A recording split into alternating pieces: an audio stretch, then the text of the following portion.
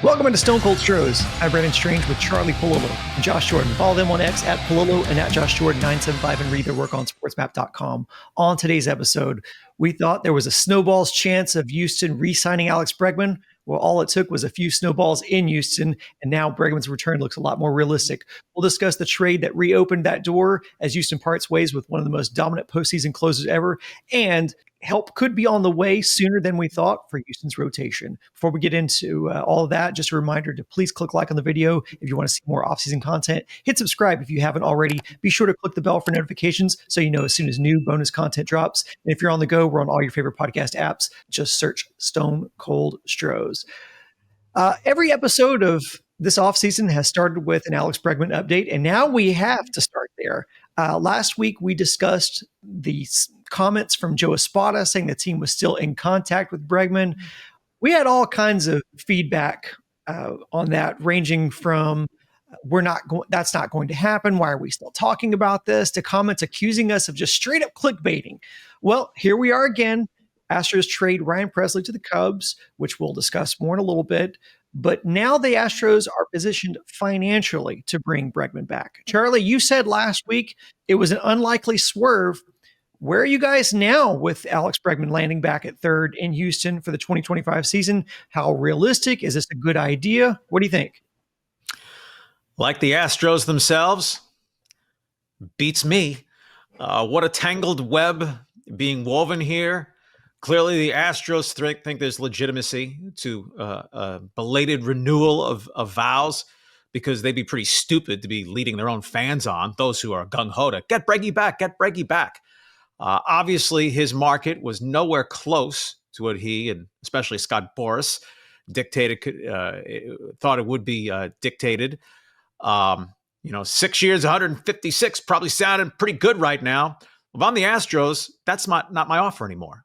Liar's poker is part of how this works, and Scott Boras would drum up any market that he could, play any card he had in his hand. The Astros have cards in their hand because they moved on, and while getting Bregman back certainly would enhance the 2025 Astros as we see them now, the downside risk of long-term contract at huge money for a guy moving toward his mid-30s, all that reality is still there.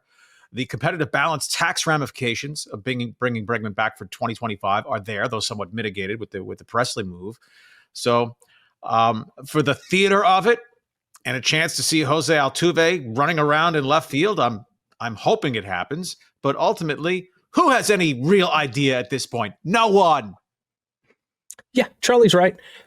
I have to say, we had to cover this last week. It wasn't clickbait because you have the Joe Espada, the manager, coming out saying they're still in contact with Bregman. He said we still have our arms open. I mean, he's the manager of the ball club, and at the time, nobody was really talking about that much. So I thought it was important that we brought it up. And then look what happened. All this stuff with Altuve moving to left field, and Presley now has been traded. So there was some smoke going on. Doesn't mean they're going to land Bregman, but it does mean that they've been talking and working over the possibility.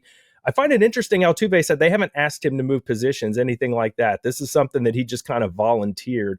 So maybe this isn't as far down the line as we thought.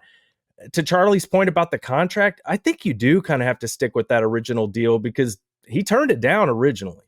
So I don't think he's going to take a lesser deal with the Astros, maybe just of saving face, that kind of thing. Bregman's a pretty proud dude. I think instead of taking a smaller deal from the Astros, he might just take a contract that's lesser in years with more money with another club. I think that might be more likely for him. But who knows? Only Bregman can make this decision. Boras can set it all up, but Bregman's got to decide where he wants to go. But I'm also hearing that the Cubs don't really want to go more than 4 years. That's kind of the hang up with the Red Sox too. Maybe it's the Tigers where he ends up, that they'll finally be the ones to push it through. But there's always the mystery team, somebody that we're not talking about. And maybe Bregman just doesn't want to go there. The chance of winning isn't as good, so it's not the top of his list. But, I mean, we're still waiting on Pete Alonso. There's a lot of stuff still to be decided here in free agency. I mean, I get the whole delicate male ego thing, but that Bregman turned down 156, that was then, this is now. He turned it down because, there's going to be 7 years out there at least. There's going to be $200 million out there at least. Well, there hasn't been. So you, Josh, do raise not only for an external team, but maybe the Astros offer the Bellinger type deal. In 3 years, $85 million. You can opt out after year 1. And if it turns out, you're in real decline, well, then we're stuck with you for years 2 and 3, but not years 4, 5, and 6. At this point, wouldn't the Astros be stupidly bidding against themselves to keep the same offer in play before we even get to the issues of cost of living in Houston relative to some other places, the tax situation for your 81 home games as opposed to playing them in Boston or Canada? So it's just really going to be fascinating for how this plays out. But since the Astros did move on, at least they're not left with an empty bag if Bregman does wind up a Tiger, a Blue Jay, a Yomiuri Giant, or anywhere else. Yeah, Dana Brown was offered He's 6 not years. considering Japan, by the way. To the best of our knowledge, that was just The Tigers have reportedly offered 6 years. I'm seeing here, but we don't know what the numbers are attached to that. Dana Brown was a little bit more measured in his comments about Bregman too. He did say that the door is cracked. And Charlie, you touched on it. The Presley deal gets Houston under that first threshold of the CBT, and re-signing Bregman puts them back over the first, but still under the second. I personally have serious doubts this will happen. And those doubts are all centered around Scott Boras. When Houston pivoted, Boras lost one less team. He lost his biggest team that he could use as leverage. And now that the market has been what it was and less than what Boras and Bregman had hoped, I think the Presley trade allows for Boras to bring Houston back into the conversation and pressure another team to up their offer, especially with the AL teams, because it's not just about acquiring Bregman, but it's about keeping him away from Houston, in which case Houston would be a more formidable team with Bregman. So this is just one of those, I think it's the kind of news cycle fodder that could spur a team to go higher than they might have otherwise with Houston off the table. Now, obviously, the domino effect with a Bregman return would be notable since Dana Brown has already made trades that fortified the infield. Josh, you touched on it. Altuve told the media that he hasn't spoken to the team about changing positions, but that he would be open to it, specifically left field. We've spoken a few times on this show about Altuve's diminishing defense at second, but this would essentially be a different challenge for Altuve altogether to learn a whole new position in left. What do you think about Altuve in left, and is this team better with Bregman at third, Paredes at second, and Altuve in the outfield? Boy, oh boy, oh boy. For those who go back to Craig Biggio, outfielder, in his mid-30s, making that move from second base, it wasn't pretty. Now, it was phenomenal that Biggio was the kind of athlete that they could even contemplate it, but they put him initially in center field, and it took about 2 months to realize no, which spurred the Carlos Beltran trade, which for a few months was a fabulous fling. Altuve in left field, I don't expect would be a good outfielder. I know this, if your outfield is Altuve in left, Myers in center, and McCormick in right, I'm going first to third on singles. Altuve, his offensive value as a left fielder, not as significant as it is as a second baseman, but still good. And for 2025 specifically, I mean, if you're looking presently at 500 plus plate appearances for Mauricio Dubon and Taylor Trammell and whatever other riffraff that'd be given playing time out there, for 2025, sure, bringing Bregman back would improve the Astros significantly. I think Isaac Paredes probably would project as a substandard defensive second baseman. Well, Altuve is that now.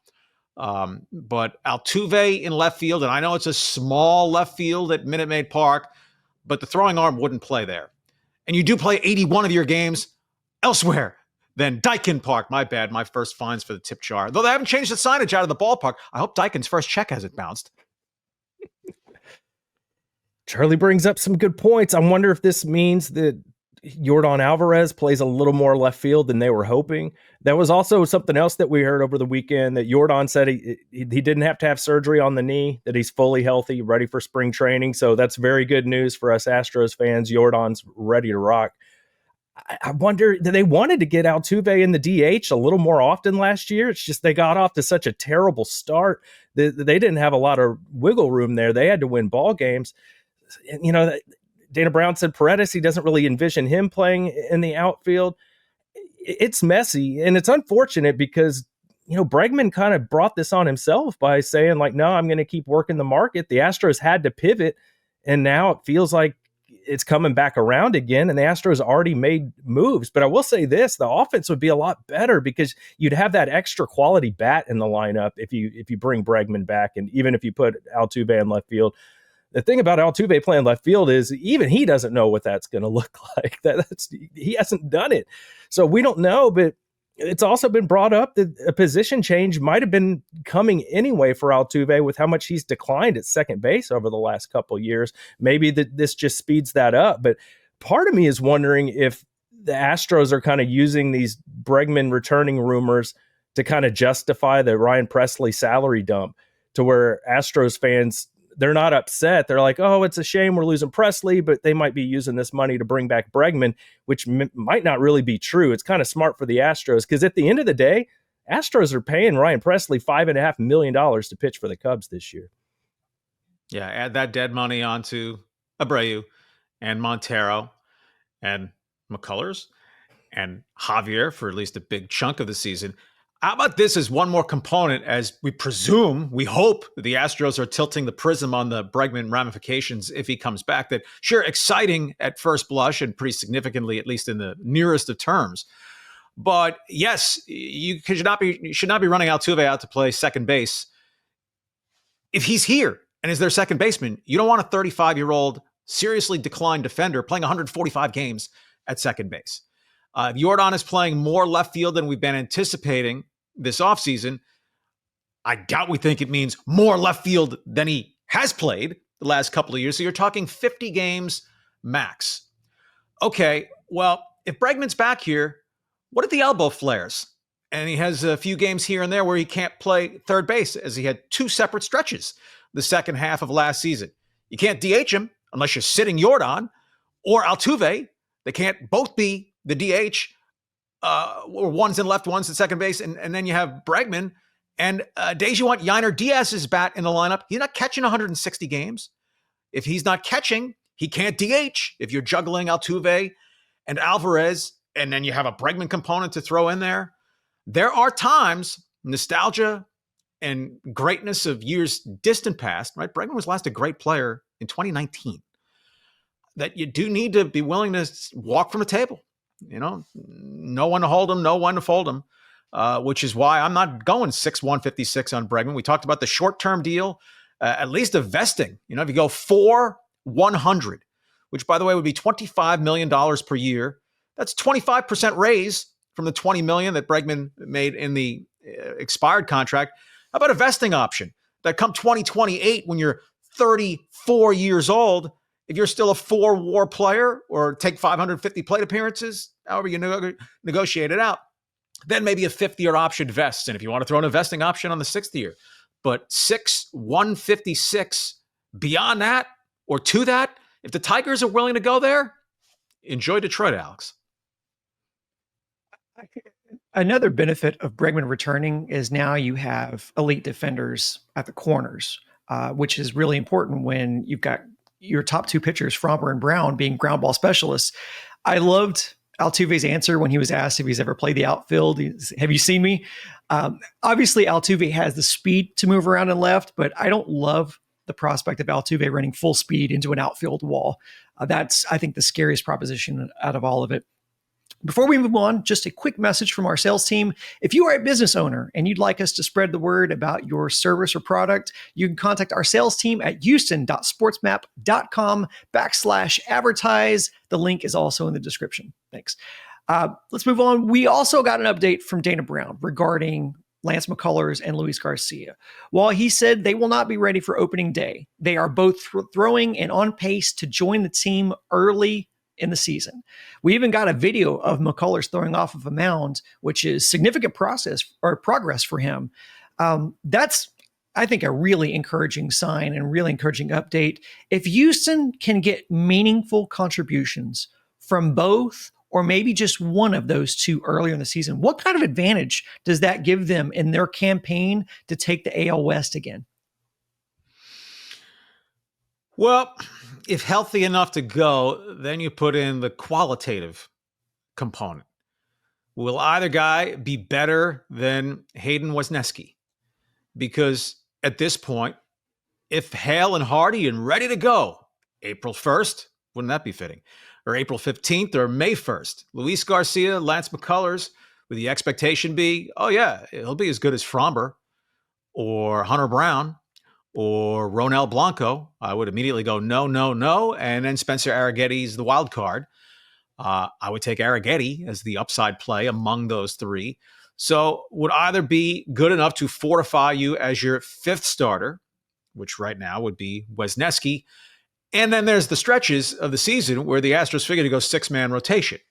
And I haven't done the deepest of dives into the complete schedule yet, but we know there are going to be windows where they play 16 games in 16 days, 13 games in 13 days, and trying to minimize some workload on guys where they'll want 6 pitchers starting a turn or two through the rotation. So, is the better bet that Garcia or McCullers can be one of those guys, or Ryan Gusto or AJ Blubaugh or Colt Gordon rises within the season from the minor leagues?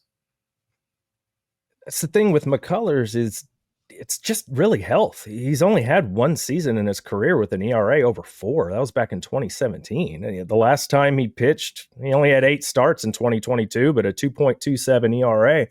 So if he's actually healthy, I think he'll pitch well. But the thing we have to kind of think about too is it a full 100% of McCullers? Does he still have that same velo and spin that he had before the injury? We're not going to know that right now. Luis Garcia, I think, could be a mid of the rotation guy if he comes back fully healthy. He's a big dude, kind of easy gas for him. We know he had to change his mechanics a little bit when they changed the rules, so I'll be curious to see if that's something he still fights this season. But it's good news. Any kind of extra pitching, guys that have pitched in playoff games, done some really good things for this organization, them coming back is huge. You put them together with the top of the rotation and you really have something there. But we all know we've been here before. We haven't seen Lance pitch since 2022. So, you're really putting a lot of hope in that. But if it was ever going to happen, maybe this year Garcia's a little younger, so maybe you give him a better chance at it. But I think we all agree McCullers has the most upside if he actually is himself when he returns. But I'd treat it as found money, as you alluded, Josh. McCullers has missed 2 entire seasons. Luis Garcia's surgery was in May of 2023. So what stories if they get back? But I'll have to go with seeing is believing at the major league level. And we know they're both gamers. But, McCullers for 2 years now has been a $17 million per year barista. Well, I would agree, or I should say I would disagree with the found money analogy, because the money is very tangible and you just outlined it. It's very real money. And outside of the pragmatism of can McCullers be a meaningful pitcher again, I'm just rooting so hard for the dude to be a pitcher again, because he has worked so hard. It's been very unfortunate, the health things that he has fought against. And I think too, just from a human interest standpoint of how visceral, just how terrible social media can be, and the what have you done for me lately, he takes all kinds of completely undeserved bullets on social media for conditions that are not his fault. The dude pitched his arm off literally for this team. He's in the condition he's in health wise because he gave this team everything he had on the mound. So outside of the I just wish him the best for him. And so in all the speculative news, we buried the one real piece of news, which was Houston trading away Ryan Presley to the Cubs. Now, obviously, Houston signing Josh Hader last offseason and the ascendance of Brian Abreu as a dominant bullpen arm, there was always going to be this logjam at the back end of the pen. Presley waived his no-trade clause, and for the second season in a row, Houston sending a bullpen arm to Chicago to close. Houston will cover $5.5 million of the $14 million owed to Presley, which now opens up $8.5 million for Houston. I want to be careful about how I ask this, but how big of a win is this for Dana Brown in terms of salary dump? But then also, how big of a hit is this to Houston is regarding bullpen depth? Yeah, I'm going to go with moderate win. Just as a guess, I'd have thought maybe they'd pay half the money instead of 7. They're paying 5.5. It's more a reminder of the epic loss that GM Jim Crane delivered to himself in going 3 years, 34.5 for Montero, that $11.5 million. That's an anvil dragging down the Astros in terms of some of their flexibility. Obviously, the plan this offseason has been to get under the tax, for its own sake, to avoid the repeater penalty. And that's accomplished with Presley moved for the time being, at least. You don't know how things will go within the season. The alternative being that a la Josh Hader and the bloated deal they wound up giving him, okay, for an exception, for an extremely enticing circumstance, we'll go over the tax, even a second year. Well, that second potentially exciting circumstance is Alex Bregman coming back, where they would blow through that first number, be nearer to the second number than not. And another consideration for the Astros, if Bregman comes back and they wind up, say, $15 million above the first threshold, well, then there's a $4.5 million penalty that you can add on to Bregman's figure in coming back. Now, as we've discussed at different times on and off, there's the argument to make to Jim Crane, $4.5 million tax penalty, reach between a couple of sofa cushions, right? You bought the team for $610 million. You could sell it for close to $3 billion probably. Nevertheless, as you look at your books year in, year out, billionaires don't like squandering money either. But for Bregman, I think they're willing to stretch the baseball component, at least in the short term, and certainly the PR component. They should not be going overboard to mollify Jose Altuve, for all of his gusty, bring Breggy back. I'd pay him whatever. Yeah, but you'll be paying him nothing unless you're saying, you know what, I will pay him whatever. Let's cut my extension from 5 years, $125 million to 5 years, $100 million, and give that $25 million to Breggy. Then I think there'd be a lot more reason to take Altuve's opinion to heart on this. Teammate, friend, all the winning that they've done together. But you're running both a business and a baseball franchise for more than what's right in front of your face if this is a 5 or 6 year contract decision you're making. You're looking at paying Bregman $26 million when he's 35 years old, while you're paying 39-year-old Jose Altuve $25 million. Wow. I mean, I don't think we should be giving Danny Brown any big trophies for eating some of Presley's salary and trading him to a team that needed a closer. I mean, Presley, he was actually pretty good last year. He declined from the year before, but he was still a pretty good pitcher. Some of the advanced numbers indicate maybe got a little unlucky last year too. So I think this is just all about the salary dump, really. And you brought it up, Brian. The bullpen is going to be weaker. Can you count on Taylor Scott to have another 2.23 ERA this year? These guys go up and down, up and down. It's funny. Maybe this is the year Montero turns back into a serviceable pitcher. You just never know with these relief pitchers from year to year. It's a roller coaster with a lot of these guys. Outside of Hader and Abreu, who you can count on, everybody else, But also you have to think if Garcia and McCullers are healthy and they add to this group of pitchers, maybe some of these guys could be used in the bullpen. Maybe Garcia could be used as a guy in the bullpen. If Arrighetti comes out and he's nails and he's locked into your rotation, maybe Garcia could be in that role. Or maybe if Arrighetti takes a step back, he slides to the bullpen if Luis Garcia shows you something. And JP France should be coming back. So they're going to have some pieces. It's just they don't really know what it's going to look like until they get into spring training and start seeing how the season goes. Because like I said, it's really volatile in the bullpen.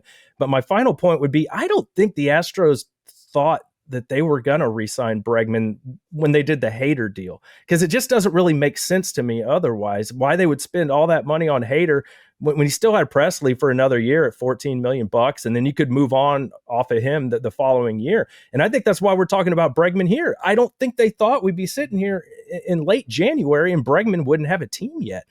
I think that's why they circled back and they're kind of rethinking their decisions. But you have to wonder, is that going to be a mistake? They already got their team ready and solidified for this year, and to pivot at the last second to bring back Bregman, I mean, it could be really great or it could be a really poor decision. We just don't know. The Hader contract was terrible in terms of the dollars and the years. I mean, he was a nice addition in a vacuum and then went out and basically had an okay season. Now, the hope with Hader is he's volleyed back and forth over the last 5 years between great, mediocre, great, last season, pretty mediocre. So maybe he comes and fires with a 1.61 ERA and is all lights out, because you hit it, Josh. After Hader and Abreu, it's nothing but question marks. Your Caleb Orts and your Brian Kings of the world.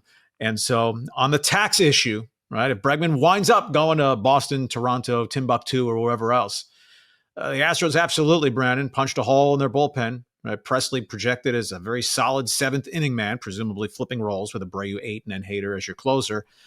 So if Bregman doesn't come back, you're just going to pocket that money. Or if Kirby Yates or David Robertson is still out there, old guys who'd probably be 1-year deals unless the Dodgers say, what the hell, just give them 2 years because that's what we do. Or are they just going to roll the dice with a bunch of guys with very short track records and resumes of big league quality apart from Hader and Brian Abreu? And Josh, my bet would be that they opt to stay under the tax. So Presley was a tax move. And, there's probably part of them that they would never, ever admit, wishing Bregman had got the 7 years, $210 million elsewhere, where they could say, come on, that's crazy money. No way we were ever going to go there. Whereas now they thought they were out and, they might be pulled back in, which has upside to it, but certainly has downside potential also. Yeah. And I wonder if part of that dynamic isn't because of the timing of Presley's deal, because I wonder if the Presley deal happens sooner. I wonder, is Santander an Astro at that point? Because look at what the deal that he got. I think that's a much more realistic deal with Presley moved. And now that Santander is off the market, I wonder if that's what's opening up this opportunity for Bregman to rejoin the team. With the Presley chapter seemingly closed in Houston now, and obviously we don't know what the future holds with deadline trades and whatever else could happen. Baseball is a weird sport like that. But with that chapter seemingly closed, and for perspective, I pulled Ryan's numbers for his time in Houston. And they traded for him in 2018. So I'm counting from the full regular season, his first full regular season in 2019. Here are his numbers. 2.96 ERA, 379 strikeouts, a 1.059 whip, and a WAR of 5.1. That's pretty good. Postseason record with Houston since 2018, 3-1 with a 2.78 ERA, 1 home run surrendered, 14 saves, a 1.081 whip, 11.9 strikeouts per 9 innings, 14 saves, and a ring.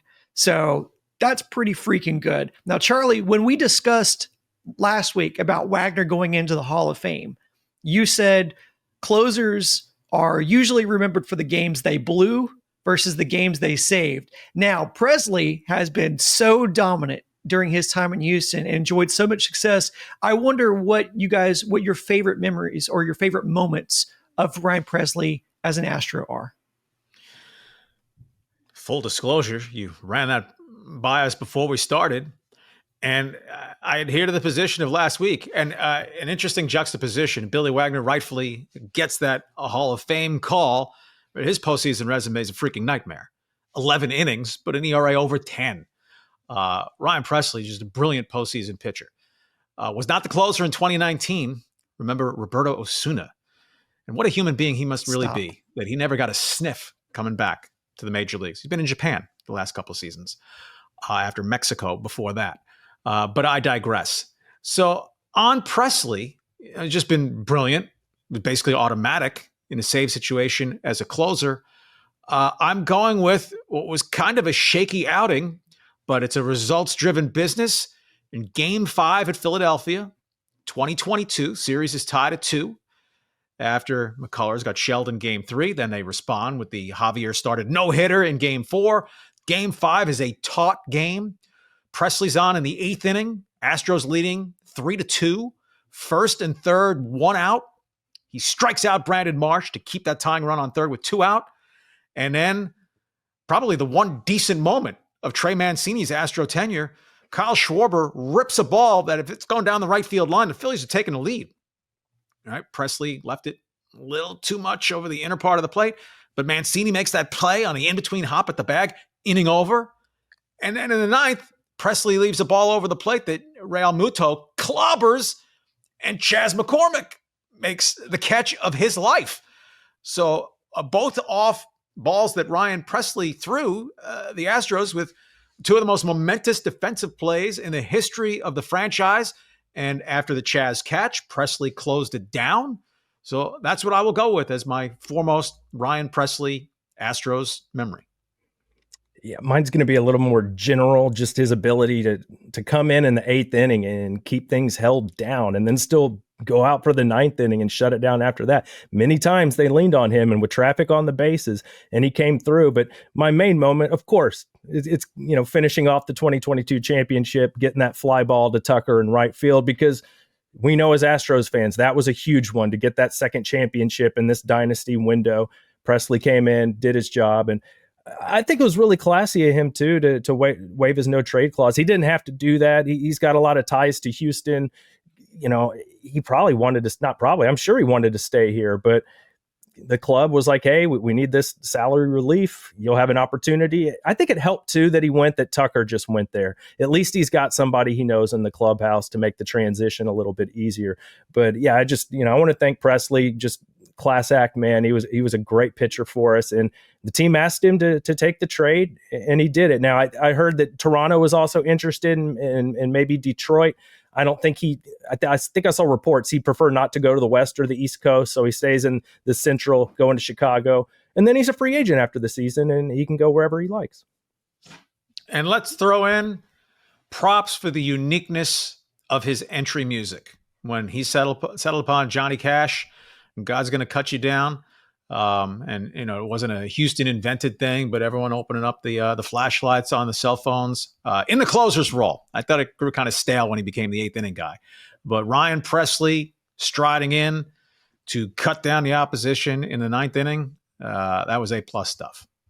Yeah, and so I figured you guys would take the championship stuff, so I tried to dig a little deeper beyond that. So one of the ones that sticks out for me. So I have two. One that sticks out for me first is him shutting the door on the sweep in New York in 2022. The last of which, it was a 1-run game, and he had to face Aaron Judge and gets a weak dribbler up the middle to end that series. Another one that goes under the radar, but I have such a vivid recollection of this for some reason, is Game 4 of the 2023 ALDS against the Twins. Presley threw some of the filthiest pitches in that ninth inning to strike out the side, ends it burning off the outside edge on a backwards K against Max Kepler, which kept Carlos Correa on the on-deck circle and sent Houston to another ALCS. We got to meet him when he was at the radio studio. He was doing a hit on John and Lance's show. Just a really cool guy. Funny enough, told us before he went on the air that he gets way more nervous talking into a live mic than he does closing out games. So I just want to say, you cannot tell the story of Houston's dynastic run without telling the story of Ryan Presley. So hat tip to you, Ryan. Your tribute video is going to be awesome. It'll be certainly dusty in the room. I guarantee it. That's going to be it for this episode of Stone Cold Stros. If you're watching on YouTube, be sure to click like on the video. And if you're listening on podcasts like places like Apple or Spotify, you would do us a solid by giving us a 5-star rating. Charlie, Josh, and I hope to join you. Hope you'll join us next Monday for our continued off-season coverage. But you don't have to wait that long, because I hear there might be a bonus episode this week coming up. So stay tuned in for that.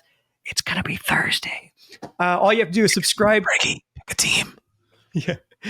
All you have to do is subscribe to this channel, Sports Map Houston. And then we have another channel, Sports Map Texans. We'll have more content for you over there during the week and anytime news breaks. Thanks for listening. For Charlie, Josh, until next time, go Stros.